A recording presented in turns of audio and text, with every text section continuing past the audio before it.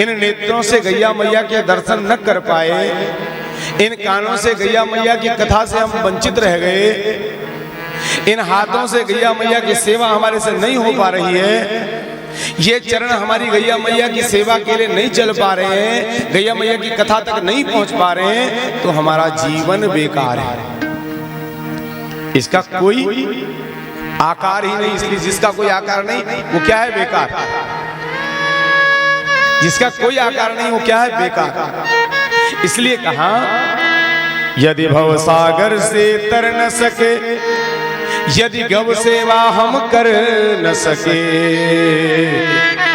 सावधान हो जाना है। और आज से, अभी से, इसी क्षण से, इसी पल से इस गैया मैया की सेवा में हमें लग जाना है। क्योंकि देखो, अगर गैया मैया की सेवा नहीं होगी तो भव से पार तारने वाली भी कौन है? गैया मैया। अंतिम समय में जब मृत्यु जीव की हो जाती है तो सबसे पहले क्या कहते हैं? बछिया की व्यवस्था करो, गाय की व्यवस्था करो। या प्राण न छूट रहे हो तो सबसे पहले कहते हैं गैया की व्यवस्था करो, गौदान कर दो, शायद प्राण छूट जाए। कई लोगों के प्राण अटके ही गैया मैया में होते हैं। महीनों महीनों से एक आर सांस लग गया उन्हें, एक एक महीना में एक आर सांस में पड़ रही। और जैसे ही गौदान करा, आधा पौन घंटा, 1 घंटा, 2 घंटे में प्राण छूट जाता। तो ये गौ महिमा है, ये गैया मैया की कृपा है। इसलिए अगर यदि हमें भव सागर से पार होना है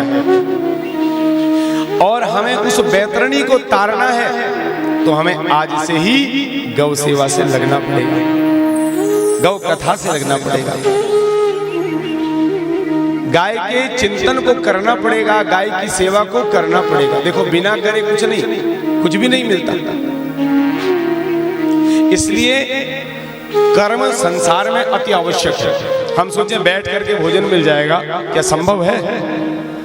हम सोचे घर बैठ करके गैया मैया की कथा का पुण्य मिल जाएगा, तो संभव है? संभव तभी होगा जब हम इस कथा से लगेंगे। क्योंकि शास्त्र कहता है कर्म प्रधान विश्व रचि राखा,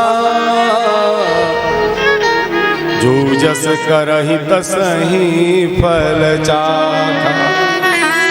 संसार में धर्म के साथ कर्म की भी महत्ता है। अब मान लिया अरोड़ा जी से मैं कहूं यहीं बैठ के भजन करो, तो क्या चल सकता है आगे का कार्य? नहीं चल सकता। धर्म के साथ शास्त्र कहता है कि कर्म की भी प्रधानता होनी चाहिए। जब कर्म होगा तभी धर्म की वृद्धि होगी, तब धर्म आगे बढ़ेगा।